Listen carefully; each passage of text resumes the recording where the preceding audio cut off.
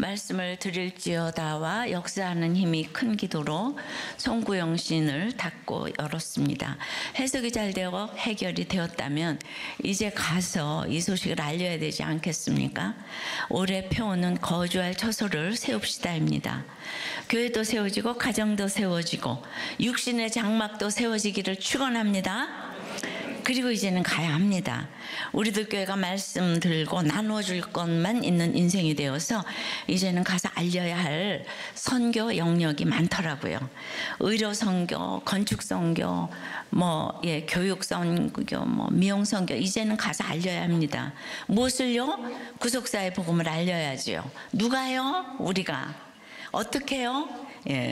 오늘은 이제 가서 알리자에 대해서 띵크를 해보겠습니다. 첫째로, 죽을 것 같은 고난이 기회입니다. 3절 4절이에요. 성문호기에 나병 환자 4사람이 있더니 그 친구에게 서로 말하되 우리가 어찌하여 여기 앉아서 죽기를 기다리랴. 만일 우리가 성읍으로 가자고 말한다면 성읍에는 굶주림이 있으니 우리가 거기서 죽을 것이요, 만일 우리가 여기서 머무르면 역시 우리가 죽을 것이라.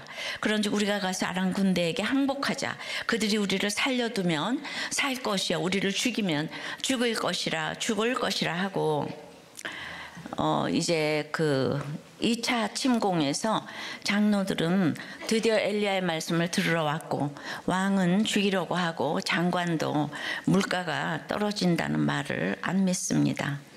이런 상황에서 누가 믿는지 보겠습니다. 이제 성벽은 절대 넘어갈 수 없고 넘어가서도 안 되는 장벽이 되어버렸습니다. 넘어가면 곧 죽음이에요. 먹을 것이 동난 지금은 성안도, 성박도 다 죽음 아래 있습니다. 그런데 극한 굶주림 속에서도 어디에도 끼지 못하고 공동체의 보살핌도 전혀 받지 못하는 이 극과 극 사이에 끼어있는 사람들이 있습니다. 바로 오늘 주인공인 나병 환자 4사람이에요. 굶어 죽어도 아무도 쳐다보지도 않는 불가촉 천민이었어요. 지금까지 11개 읽으면서 나병 환자가 2사람 나왔는데요. 나아만 장군하고 엘리사의 사환 게하시입니다. 그리고 오늘 본문에서 나병 환자가 4명이나 나옵니다. 이 급박한 상황에서 나병 환자가 또 나와요. 나병 환자가 뭐라고 주님은 11개 하에서 이렇게 계속 등장시키실까요? 그들은 나병 환자로 육신의 병을 얻어서 구원 얻었지만 고통에 무감각한 영적인 나병 환자 같은 우리 자신을 좀 생각해 보라는 말이에요. 유대인의 탈무드는 여러 곳에서 이 나병 환자 4명을 게하시와 그의 아들들이라고 합니다. 그리고는 구원받지 못하고 끝났다는 거예요. 그 시간 순서로도 이게 게하시가 맞다고 보지만 시간 순서로 쓰인 게 아니라고 해도 그렇습니다. 나병의 치리가 구원의 사건이 되지 않고 영원한 심판으로 끝났다면 이제 게하시를 왜 이어지는 8장에 다시 나오게 하셨겠어요. 물론 예수님 시대의 10명의 나병 환자 중에 다 고쳐주셨지만은 한 명의 사마리아 나병 환자만 감사해서 그에게 구원이 이르렀다고 하세요. 그럼 병 고쳤는데 구원을 못 받는다면 이게 무슨 소용이 있겠습니까? 성경은 구원의 스토리예요. 판례집이 아니에요.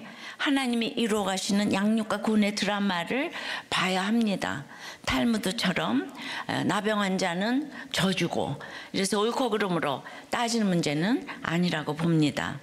이 4명의 나병 환자 가운데 게하시가 있다고 봅니다. 앞서 6장에서 아람 군대가 1차 침공 때 엘리사를 잡으려고 도단을 포위했었잖아요. 기억나시죠? 무섭게 나병으로 치리를 했어도 치리의 목적이 구원이기에 쫓아내지는 않은 것으로 보였어요. 하지만 엘리사 옆에서 사환 역할을 한 것도 하나도 없이 아람 군대가 오니까 두려워서 내 주여 우리가 어찌하리까만 외쳤잖아요. 그런데 엘리사는 또 눈높이를 맞춰서 그의 눈을 열어달라고 기도했죠. 그래서 게하시는 불말과 불병거를 보았어요. 대체 게하시가 뭐라고 이런 은혜를 계속 주십니까? 한 영혼을 천하보다도 귀하게 여기시며 구원하시려는 하나님 아버지의 마음입니다. 그런데 말이죠, 거기까지였어요.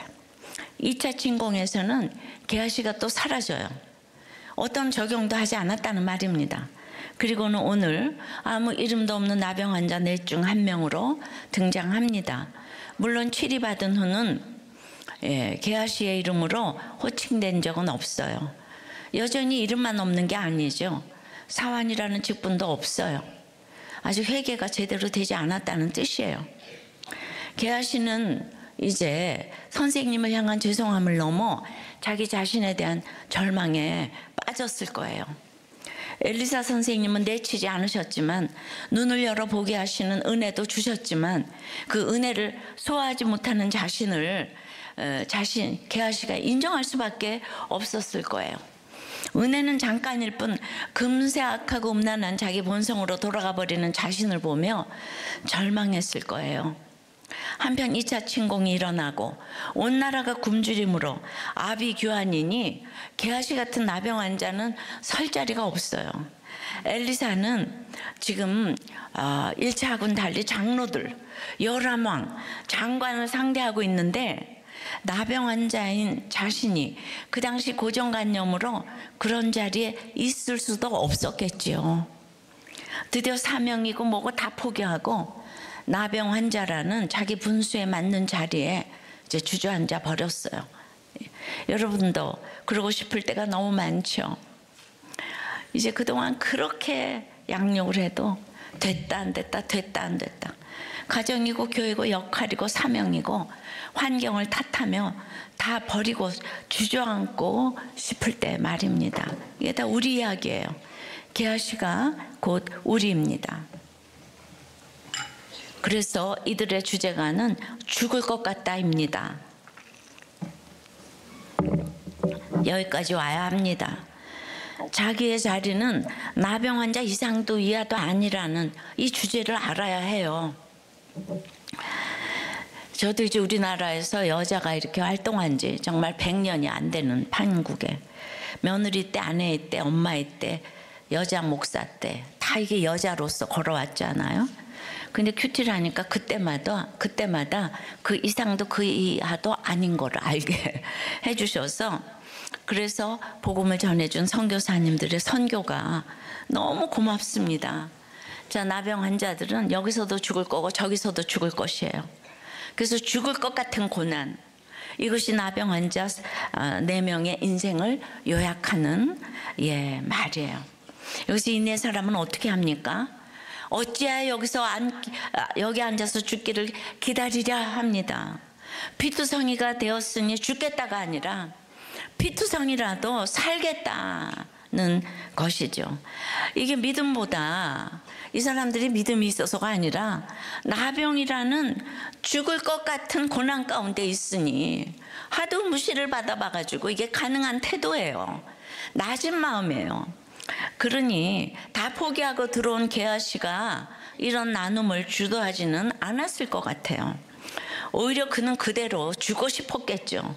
하지만 다른 3명의 나병 환자 친구들이, 태어나면서부터 나병 환자 친구들이 어찌 여기서 죽기만 기다리라, 같이 살아보자 외쳐주니까 같이 끌려갔을 거예요.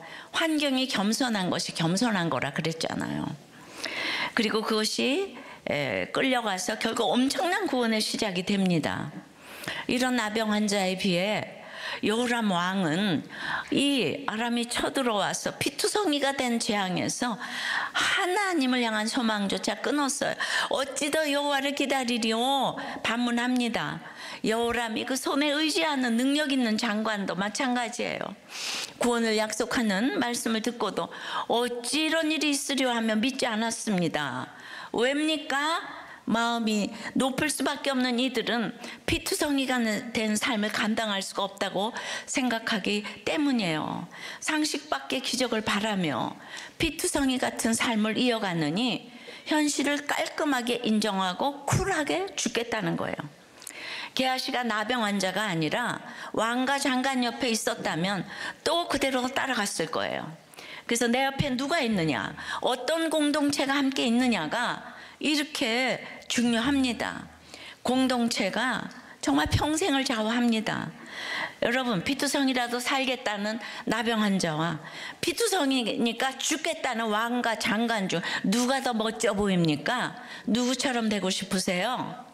엉망진창이 된 결혼일지라도 지켜야 한다고 생각하세요? 끝내야 한다고 생각하세요? 세속사적인 가치관으로 보면 신뢰가 다 깨어진 결혼을 이어가느니 쿨하게 이혼하고 새 출발하는 게 훨씬 폼나는 듯 합니다. 이 세속사적인 가치관으로 보면 피투성이처럼 망가진 삶을 놓지 않고 살아내느니 미련 없이 스스로 세상을 떠나는 게 더 멋진 것 같으니 요새 이런 일을 행하는 거죠. 하지만 하나님이 짝지어 주신 것을 깨뜨리는 이혼도, 하나님의 형상인 자기 생명을 스스로 끝내는 자살도 하나님을 반역하는 악한 죄입니다. 자꾸 이거에 대해서 공감을 하고 이러면 안 될 것 같아요. 이게 죄라고 무섭게 알려줘야 될 것 같아요. 왜냐하면 그 결론은 영원한 심판이기 때문이죠. 영생의 반대는 영벌이 있지 않겠습니까? 앞으로 남는 것 같지만 뒤로 미치는 선택이에요. 구속사적인 가치관으로 보면 수치를 지고 사는 유다에게서 예수님이 오십니다. 수치스러운 삶을 거부하며 구원을 기다리지 않는 왕과 장관이 아닌 수치를 무릅쓰고 구원받기를 소망하는 나병 환자가 구원을 얻습니다.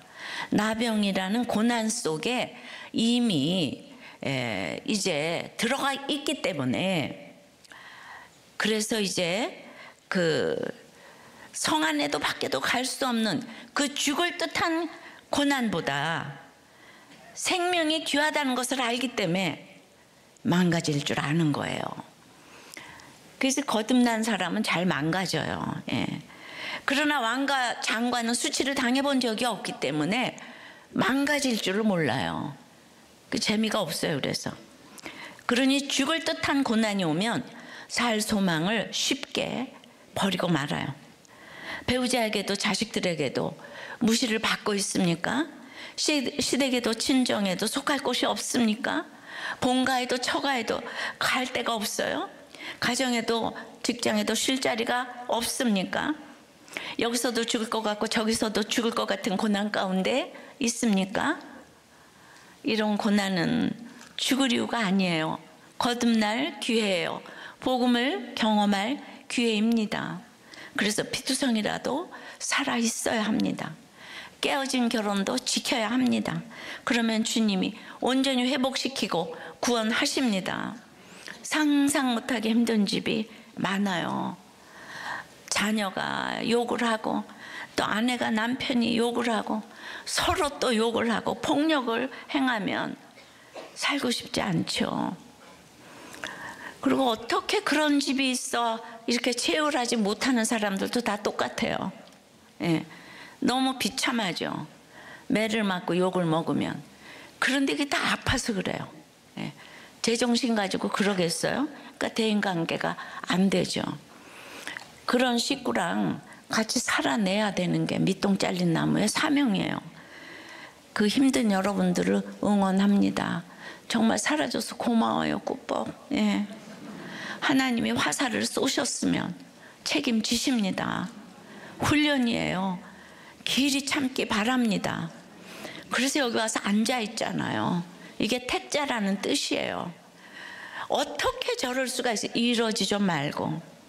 하나님이 만든 것 중에 질서가 위대한데 이렇게 남편을 자꾸 무시하고 그러지 좀 말아요. 어떤 경우에도 아버지 올리셔야 돼요. 술 먹고 난리 쳤다고 자녀들 앞에서 그렇게 아버지 무시하고 그러지 마요. 예. 물론 아내도 무시받으면 안 되지만은 아내는 복종, 남편은 사랑이잖아요. 아내의 머리가 남편, 남편의 머리가 그리스도.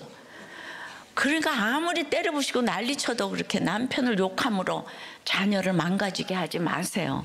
똑같은 자녀 되는 줄 아시기 바랍니다. 적용 질문이에요.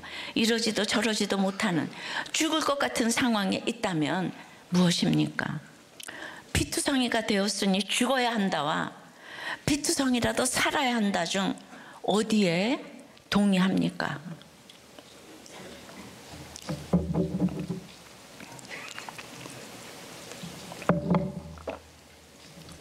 이제 가서 알리자. 첫 번째는 뭐라 그랬어요? 죽을 것 같은 고난은 기회입니다. 두 번째는 값없이 받은 구원이 알릴 소식입니다. 값없이 받은 구원, 다 따라하세요. 값없이 받은 구원. 예. 자, 5절부터 아람 진으로 가려 하여 해질 무렵에 일어나 아람 진영 끝에 이르러서 본즉 그곳에 한 사람도 없으니 이는 주께서 아람 군대로 병거 소리와 말 소리와 큰 군대의 소리를 듣게 하셨으므로 아는 아람 사람이 서로 말하기를 이스라엘 왕이 우리를 치려하여 헷 사람의 왕들과 애굽 왕들에게 값을 주고 그들을 우리에게 오게 하였다 하고 해질 무렵에 일어나서 도망하되 그 장막과 말과 나귀를 버리고 진영을 그대로 두고 목숨을 위하여 도망하였습니다. 그 나병 환자들이 진영 끝에 이르자 한 장막에 들어가서 먹고 마시고 거기서 은과 금과 의복을 가지고 가서 감추고 다시 와서 다른 장막에 들어가 거기서도 가지고 가서 감추니라. 이 죽을 것 같은 고난에서 죽기만 기다리기를 거부한 이 4명의 나병 환자는 그 자리에서 일어납니다. 죽지 않고 살고 싶은 마음을 품는 것도 중요하지만 죽으면 죽으리라 하고 일어나는 적용도 필요한 것이에요. 실랏 같은 소망을 붙들고 죽음의 자리에서 일어난 4사람은 아람 진영으로 갔어요. 근데 이게 웬일입니까? 진영이 텅텅 비었어요. 더 이상한 것은 군대가 먹던 식량과 쓰던 무기는 물론 의복과 장막도 그대로 있는 거예요. 심지어 말과 나귀도 안 타고 갔어요. 은도 금도 다 두고 갔어요. 그야말로 사람들만 쏙 빠져나간 거예요. 이 넷은 영문을 모르죠. 배가 너무 고팠기 때문에 이런저런 생각하고 따질 여유가 없어요. 그저 제일 가까이 있던 장막에 들어가서 허겁지겁 배를 채웁니다. 이제 허기를 달래니 제일 먼저 눈에 들어오는 게 뭡니까? 은과 금과 의복이에요. 돈이죠. 근데 여러분, 왜 하필 은과 금과 의복일까요? 이 셋이 언제 나왔었죠? 나아만이 엘리사를 찾아 이스라엘에 올 때 가지고 온 선물이었어요. 그런데 그 후에 나병에서 치료받은 나아만에게 게하시가 달라고 한 건 뭐였죠? 은과 의복이었어요.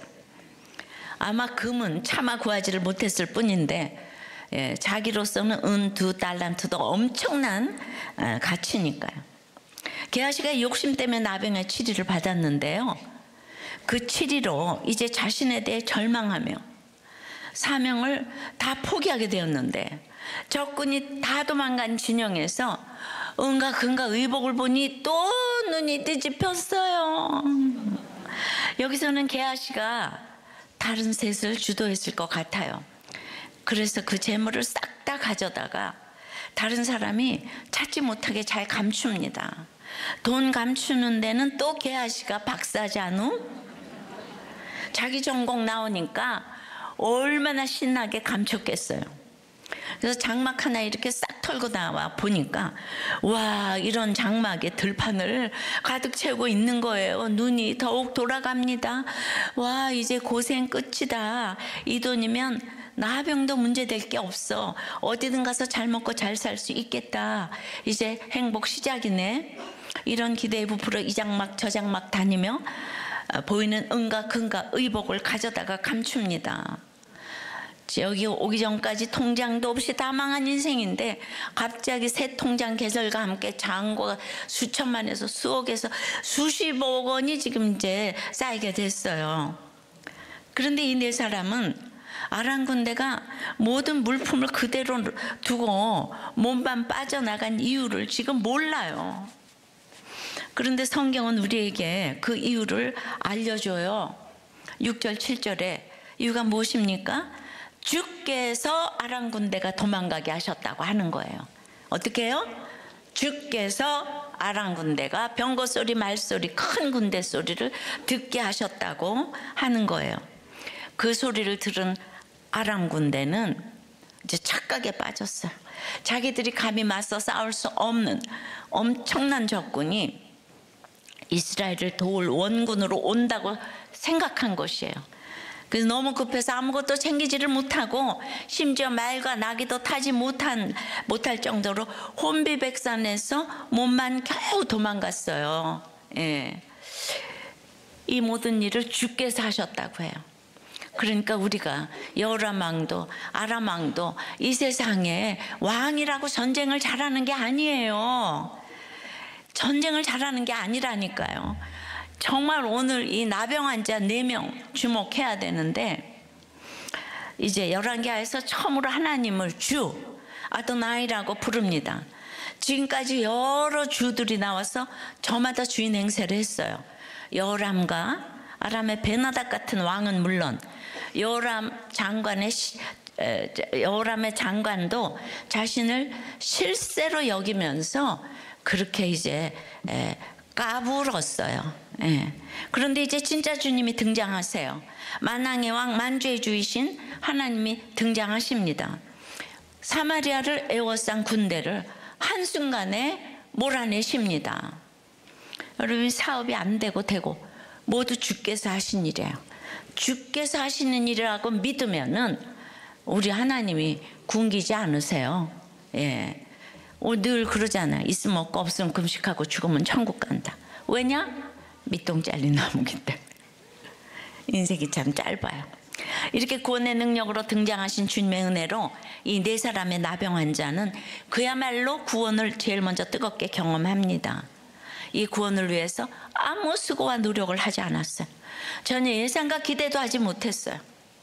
이 죽을 듯한 고난 가운데서 마른 광야에 비 한 방울이 오면은 그냥 너무 감사하잖아요. 애굽 땅에 나일강에 물을 아무리 부은들 감사합니까? 죽을 듯한 고난 가운데서 죽으면 죽으리라 하고 그 죽음의 자리에서 일어나 아람 진영에 왔을 뿐인데요. 거기서 엄청난 구원을 아무 값도 없이 받았어요. 세상 어디에도 속하지 못했던 그들인데 하나님이 은혜로 베푸신 구원을 제일 먼저 누리고 있어요. 이렇게 값없이 받은 구원이 우리가 알릴 소식이에요. 합격과 취업과 승진과 성공은 노력한 만큼 성취하는 거죠. 물론 노력한다고 되는 거 아닙니다. 계획한 대로 이루어지는 것도 아니에요. 그러나 내 힘으로 수고하지 않고서는 또 이런 성취를 기대할 수는 없어요. 공짜 좋아하면 어떻게 된다고 하죠. 근데 우리는 이런 성취를 너무도 전하고 싶어요. 이런 소식만 전할 수 있는 인생을 살고 싶어요. 우리 자녀들이 그런 소식을 많이 들려주게 되기를 너무도 간절히 원하고 빌고 또 빌지 않습니까? 아멘이잖아 막. 하지만 이런 성취의 소식은 결국 내 강함을 자랑하는 거예요. 이런 자랑은 풍선과 같아요. 바람을 아무리 넣어도 작게 보이는 풍선이에요. 만족하지 못해요. 더 크게 하려고 바람을 계속 넣습니다. 자랑에 자랑을 더하고 과장하고 없는 것도 지어내 보태고 펌프질을 멈출 수가 없습니다. 그러다 결국 뻥 하고 터져버려요. 일부 때 뻥 해가지고 내 목소리가 좀 터졌어요. 일부 때는 굉장히 가라앉았는데 한 방에 추락하고 맙니다. 처음에 잠깐 아름다운 소식처럼 보이지만 결국 더 큰 수치로 끝나고 말아요. 예수가 없다면. 그래서 고린도후서 11장에는 사도 바울은 부득불 자랑하게 되더라도 오직 약한 것만을 자랑하겠다고 합니다. 왜 그렇습니까? 고린도서 12장에 내 약함을 자랑할 때 그 약함을 통해 구원을 이루어 가시는 주님의 강한 능력이 전파되기 때문이에요. 따라서 우리가 알려야 할 아름다운 소식은 주님이 나 같은 죄인에게 은혜로 베푸신 구원뿐입니다. 모두가 100% 죄인이에요. 주님이 100% 이루신 구원을 똑같이 받습니다. 그래서 우리 모두가 값없이 받은 구원을 전해야 합니다. 구원은 아무리 자랑해도 터지지 않습니다. 자랑하면 자랑할수록 더욱 커져서 허다한 죄를 덮습니다. 구원의 소식을 듣는 모든 사람을 구원합니다. 주님의 능력이기 때문이에요. 주님을 자랑하고 자랑했는데 제가 뻥 터졌습니까? 아니, 아까 목소리가 터졌다 그랬지. 터지지 않고 허다한 죄를 덮게 여러분들을 그래도 살리고 또 살리는 역사를 주셨어요. 우리가 거저받은 구원을 나누고 알릴 때 올해 표대로 거주할 처소가 우리 가정과 교회에 이 복음이 필요한 곳곳에 세워질 줄 믿습니다. 이런 마음으로 올해 선교에도 동참하시길 바랍니다. 값없이 받은 구원을 알리는 모임이 바로 목장 아니겠어요? 여기서 약함을 자랑하잖아요. 여러분, 목장 가는 게 이제 선교의 첫 교두보예요. 이 목장 가는 게 왜 그렇습니까? 한 목자님이 목장을 마무리하면서 목원들 나눔이 너무 다 은혜로워서 좀 읽어 드리려고 해요. 이 목자님은 정말 많이 변하신 것 같아요. 읽기만 하면 변하세요. 1년 동안 부족한 가운데 굉장히 은혜를 많이 받은 목장이었다. 목장하면서 울컥울컥한 적이 많이 있었는데 오늘은 특히 성령님이 눈물을 허락해 주신 것 같다. 구원에는 차별이 없다. 귀하신 아람 족속도 똑같이 구원 허락하시는데 하나님이 쓰시는 방법이 어떤 때는 눈을 열어주시고 어떤 때는 눈을 감게도 하시면서 그 과정에 고난과 축복이 있는데 구원을 위한 과정이라고 생각한다. 그런 관점에서 믿지 않는 둘째를 위해 간곡하게 기도해야 할 것 같고, 또 저도 기도를 하지만 목원들을 영적으로 눈을 뜨게 하는 목자가 되었으면 하는 바람이다. 이렇게 나눔을 하니까 부목자가, 이번 목장은 목자님이 한 번도 안 쉬시고 오프라인 목장을 하시고, 그래서 저도 목보를 처음으로 한 번도 안 빠지고 다 올렸다. 또 다른 분 목원은 저는 목장 식구들 외에 우리 집에 오신 분들이 없었는데 이렇게 우리 집에 오시면서 저에게 은혜가 많이 된 것이 제가 내 말을 하고 대화를 할 수 있는 곳이 있다는 게 감사하고 큰 힘이 되었다. 또 한 분은 이번 목장 너무 은혜로웠다. 서로가 마음이 잘 통했다. 목자님이 인도를 잘하고 가신 것 같다. 처방 주신 대로 약도 일주일치 먹었는데 너무 감사했고 나의 값을 못해 죄송하고 민망하다. 너무 멋있지 않아요? 다른 왜 아멘을 안 해요? 왜요? 또 이렇게 시기 질투가 납니까? 또 다른 목자님은 올해 저희가 모인 횟수를 세어보니 47번이에요. 54주 중에서 47번. 제가 제일 자주 만나는 본가 어머니보다 더 많이 만났고 가장 바쁘다는 금요일 저녁에 밥도 먹는 모임인데 요즘 같은 시대에 남들이 보면 역행이라고 할 수도 있겠지만 이 공동체가 저와 가정을 보여줬다고 생각합니다. 또 한 목자님은 저는 진짜 아무리 곰곰이 생각해도 아내를 만났기 때문에 여기까지 안정적으로 왔다는 게 인정이 돼요. 우리들 교회 공동체에 대한 저력이 제가 힘들거나 지치거나 어렵거나 슬플 때 그때는 몰랐는데 지나고 보니 다 공동체 안에서 머물러 있었기 때문에 견딜 수 있었어요. 저는 이 공동체가 있기 때문에 어떤 사건이 오더라도 두렵지 않아요.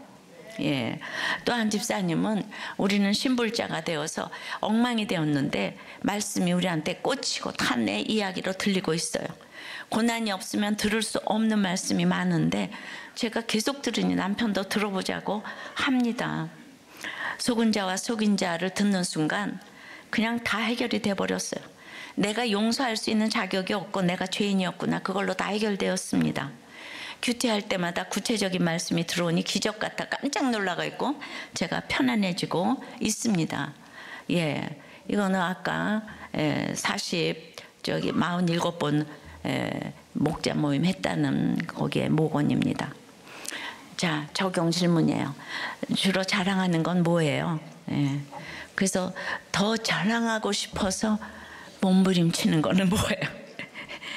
과장하는 거 없습니까? 값없이 받은 구원을 알리기 위해서 자랑할 내 약함, 망가짐은 무엇입니까?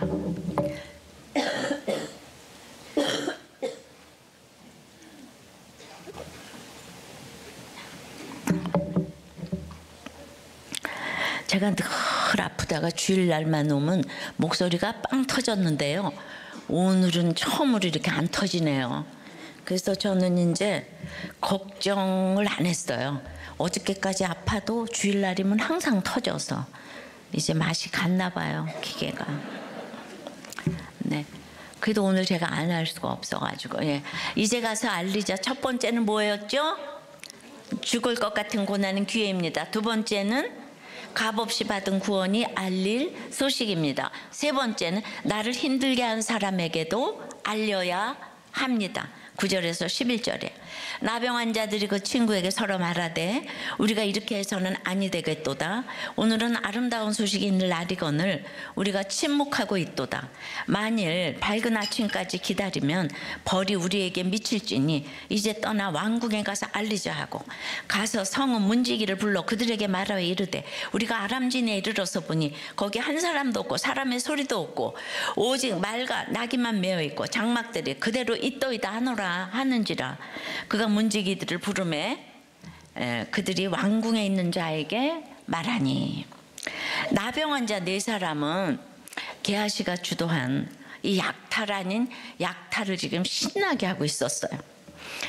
그러다가 이제 아마도 게하시가 정신이 번쩍 들었을 것 같은데 우리가 이렇게 해서는 아니 되겠도다 하는 거예요. 예, 이게 왜 게하시라 그러냐면 나만의 은가 옷을 탈취했다가 선생님께 걸려서 치리받은 것이 딱 생각이 났겠죠, 번뜩. 그 치리의 결과 생긴 그 나병이 보였을 거고 그 이후 겪은 많은 일들이 떠올랐겠죠. 그러니까 뭐가 잘못이에요? 아름다운 소식을 사마리아 성에 알리지 않고 있는 게 잘못이라는 거예요. 기아의 허덕이는 동료 시민이 생각난 거예요. 자기가 엘리사의 제자였다는 것이 생각이 났어요. 엘리사의 오랜 양육이 그래도 빛을 발하는 순간이에요. 은과 금과 의복이 전부인 인생이 이제 은과 금과 의복 너머에 있는 구원을 생각하게 된 것입니다. 은과 금과 의복을 그냥 가질 수 있었어요. 근데 그걸 감추었다고 표현한 것은 절대 진리를 생각한 거예요. 사실 도둑질이라고 할 수도 없죠. 침략군이 버리고 간 거 주워 담는 일이 뭘 도둑질이겠어요, 그죠? 예. 그런데 감추었다고 표현을 했어요. 그들은 여기서 한 걸음 더 나갑니다. 지금 당장 가서 알리지 않는다면, 아침까지 기다린다면 벌이 자기들에게 미치리라고 해요. 이 선지자의 말씀으로 받은 양육이 있기 때문에 벌에 대한 개념이 있어요. 자기가 치리 받았었잖아요. 죄에 대해 책임을 져야 한다는 의식이 있는 거예요. 그래서 당한 게 많은 것은 인생에서 손해가 아니에요. 당한 만큼만 두려워할 줄 알게 되기 때문이에요. 당한 게 없어서 무서운 게 없으면 자기가 주인 자리에 앉아 내려올 줄을 몰라요. 여우람이 두려운 게 없잖아요.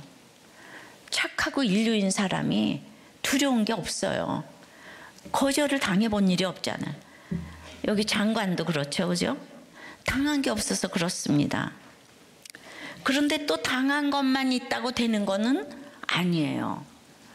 아무리 당한 게 많아도 말씀으로 양육되지 않으면 두려워할 줄 아는 사람이 아니라 두렵게 하는 사람이 되는 거예요. 네가 내 고난을 알아? 이러고 막 두렵게 해요. 너희들이 내 고난을 알아? 이러는 거죠. 예. 그래서 어떻게 생각해 보면 괴물 같은 존재가 될 수 있어요. 인간이 선한 게 없어요. 우리 머리만으로는 죄가 뭔지, 죄에 대한 책임이 뭔지, 죄에 대한 벌이 뭔지 알 수가 없어요. 고난만 많고 양육되지 않은 사람과 고난은 없지만 좋은 교육을 받은 사람 중에 누가 더 좋고 나쁘고 따지는 건 의미가 하나도 없어요. 예. 그러니까 자꾸 저 사람은 착해, 이 사람은 나빠, 이런 소리 좀 하지 말아요. 구원받았는가 안 받았는가. 인간은 어떤 모양으로 살든 다 악하고 음란해요. 구원받을 자격은 단 한 사람도 없어요. 그래서 이걸 알 수 있는 말씀이 필요한 거예요. 주의 말씀으로 양육을 받아야 합니다. 양육이 없으면 좋은 교육도 꽝이고 고난의 경험도 무용지물이에요.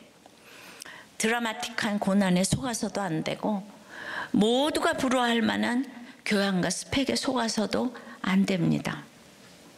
엘리사의 사환이자 수제자로서 거만해져서 스승의 지팡이를 휘두르던 게하시에게는 이 겸손한 나병 환자 친구들과 있는 것이 그가 있어야 할 자리였어요. 또 고난만 충만한 나병 환자에게는 그래도 말씀으로 양육을 받은 한 사람 게하시가 꼭 필요한 존재였어요. 양육받은 게하시 덕분에 그래도 구원을 생각할 수 있게 되었어요. 아름다운 소식을 알리는 사람이 되었습니다. 고난과 양육이 만나니 절망뿐인 이들의 인생이 아름다운 소식을 전하는 복된 인생으로 거듭날 수 있었습니다. 그래서 이제는 자기들을 버린 사람들이 있는 사마리아 성으로 돌아가는 거예요. 그래서 사마리아 성문에 딱 도착했어요. 떠났던 자리로 돌아왔어요. 그리고 누굴 부릅니까? 문지기를 불러요. 그들에게 문지기는 어떤 존재입니까? 가장 못된 간수 아니겠어요? 예. 나병 걸린 자기들을 향한 사회 전체의 배척과 조롱을 상징하는 존재가 바로 문지기인 거예요. 한마디로 문지기는 나를 힘들게 한 사람이에요. 나병 걸린 게하시가 이제 이거를 말씀으로 양육을 받을수록 나를 힘들게 한 사람이 결국 나 때문에, 내 구원 때문에 가장 수고한 사람이라고 고백하는 데까지 드디어 이 복음이 깨달아진 것 같아요. 그러니까 나병 환자를 무시하지만 특별히 앞장서서 무시해 주는 사람은 그 문지기라 이거예요. 들어가지 못하게 하니까. 그러니까 나를 앞장서서 무시하고 조롱하고 수치를 주는 사람이 가장 공로자라 이거예요. 예. 하나님은 그런데 이 아름다운 소식을 왕이나 장관을 통해 알리지 않으십니다. 엘리사 선지자를 통해서도 알리지 않으십니다. 성 밖에 격리된 나병 환자를 통해서 알리세요. 그것도 아무리 양육하고 치료를 줘도 변하지 않는 게하시가 포함된 나병 환자들을 통해서 알리십니다. 대체 왜 이렇게 어려운 방법으로 알리실까요? 아름다운 소식을 전하는 사람은 그에 걸맞는 아름다움을 가져야 한다는 게 우리 고정관념 아니겠어요? 아름다운 소식은 하나님이 직접 은혜로 알리신다는 것을 보여주시는 것이라고 생각합니다. 우리는 믿음이 좋으면 얼굴도 아름다워야 될 것 같고 뭐 다른 것도 다 교양도 있어야 될 것 같고 그게 아니고요. 예, 정말 많은 영혼을 주께로 돌아오게 하는 자는 별과 같이 빛난다 그랬잖아요. 그죠? 예, 기억납니까? 예, 그래서 그 지혜가 광채가 지혜가 뭐예요? 십자가는 지혜고 지혜는 타이밍이에요. 그 지혜를 알고 이렇게 말씀을 잘 적재적소에 갖다 쓰는 사람 광채가 나고 별과 같이 빛날 줄 믿습니다. 그것이 이쁜 거하고 뭔 상관이에요? 성령의 광채. 예, 그거는 근데 우리는 이 세상적인 세속사로 뭔가 아름다운 사람은 믿음도 좋을 것 같고 이런 고정관념에서 벗어나지를 못하는 거예요. 하나님이 직접 하시는 일이기 때문에 자격 있는 사람 쓰실 이유가 없는 거예요. 아름다운 소식을 오히려 다 무너진 인생, 소망 없는 인생, 자랑할 게 악한 뿐인 인생을 통해서 알리셔서 그것이 오직 주님의 은혜임을 알게 하십니다. 그렇게 하지 않으면 우리 세속적인 고정관념이 너무 강해서 아름다운 소식을 듣지 않아요. 2024년 첫 주일에 이 말씀을 주신 것이 우연이 아니라고 생각을 합니다. 거주할 초소를 세우는 사명은 거듭 말씀드리지만 우리 교회 확장하는 게 아니에요. 교회 수 늘리지 않은 말이 아니에요. 세속사적인 가치관이 왕노릇하는 시대에 너무도 중요하면서도 시급한 일인 구속사적인 말씀 묵상 운동을 일으키자는 거예요. 이것이 이제 가정중수, 인구절벽 문제까지 해결하는 거예요. 보니까 지금 이제 0.72로 내려왔다는 거예요. 서울은 그 인구 출산율이 0.59라고 하는 거예요. 0.6 밑으로 내려왔잖아요. 이거보다 심각한 일이 어디 있겠습니까? 낙태병원은 문전성시를 이루고 있다고 하고, 인권이 어디까지 왕노릇을 해서 그렇게 마음대로 결혼 안 하고 낙태하고 이혼하고, 이걸 언제까지 할 예정입니까?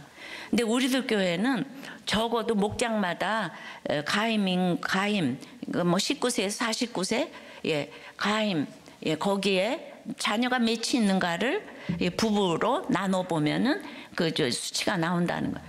우리들 교회는 적어도 2.0, 1.5는 됩니다.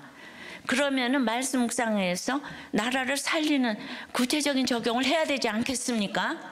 이걸 알려야 되지 않겠어요? 교회 생기려고 하는 게 아니에요. 교회 부흥이 아니에요. 정말 이 나라를 살리고자 개척 첫날부터 부르짖었어요. 우리 교회를 통해 지금까지 베푸신 모든 양육이 정말 다 열매 맺기를 바라요. 인권이 왕노릇해서 자꾸 낙태해라, 결혼하지 마라, 그래 다 반려견 키우는 거 좋아요. 하지만 자녀 대신에 키우면은 그건 안 되는 거예요. 땅에 떨어지는 양육이 하나도 없기를 기도합니다. 게하시 같은 제자들이 하나도 빠짐없이 다 분수령적인 회개의 눈물을 흘리고 돌이키기를 소망해요. 몸과 마음으로 아름다운 소식을 세상에 알리는 사명을 감당하면 좋겠습니다. 그래서 힘든 사람에게 가라고 했는데, 이번 주에 보니까 이혼하겠다는 아들 부부를 놓고 이제 아버지 마을님께서 아들 내외 사돈댁 다 불러서 이거를 허심탄회하게 이야기했다고 해요. 그랬더니 이제 며느리가 일찍 결혼해서 놀지도 못하고 자기는 젊은데 해외 출장이 잦은 남편 때문에 외롭고 힘들어서 이제 실수를 좀 했다. 그러니까 이 남편이 그냥 뭐 직장도 그냥 근사해요. 근데 계속 이혼하겠다고 지금 펄펄 뛰었어요. 그랬더니 이 마을님 아버지께서 자신이 이혼해서 얼마나 힘든 삶을 살았는지 이야기하고, 내 죄 때문에 그렇다고 눈물을 흘리면서 도리어 아들에게 무릎을 꿇고 빌었다는 거예요. 그러니까 아들은 아빠 일어서라고, 이러지 말라고 하니까 이 마을님은 네가 이혼을 취할 때까지 내가 무릎을 피지 않겠다. 그러니까 아버지가 아픈데 지금 뇌도 이렇게 되셔서 그 아픈데 가가지고 무릎을 꿇고 비니까 드디어 아들이 알았다고 했어요. 아들 며느리 부부를 다 안아주고, 아이가 셋이나 되는데 절대로 가정은 중수해야 된다. 이런 것이 우리들 교회 저력이라고 생각합니다. 진정한 선교라고 생각해요. 그래서 이 부부가 결혼을 하면 부모가 구속사적인 가치관을 가지고 있어야 될 것 같아요. 애가 셋이나 돼도 이런 일이 일어날 수가 있지 않습니까? 그죠? 그래서 정말 우리는 부모가 될 자격을 갖추기 위해서도 양육받고 목장 가시기를 바랍니다. 이렇게 무릎 꿇고 비는 거, 이혼 말리는 거, 그 자기 아들 보고 참으라고 얘기하잖아. 아들, 잘난 아들 이러셔야 되는 거예요. 항상 잘난 사람이 참아야 되고, 잘난 사람이 기다려줘야 되는 거예요. 알았슈. 그러니까 이게 이제 적용 질문이에요. 고난과 양육이 조화를 이룹니까? 나를 힘들게 한 사람은 누구입니까? 나를 아름다운 소식을 그에게 어떻게 가서 알리겠습니까? 이제 우리가 이것 때문에 이제 물질도 필요합니다. 그러나 이 영적인 것이 우리가 준비 안 돼 있으면 물질은 아무 소용이 없습니다.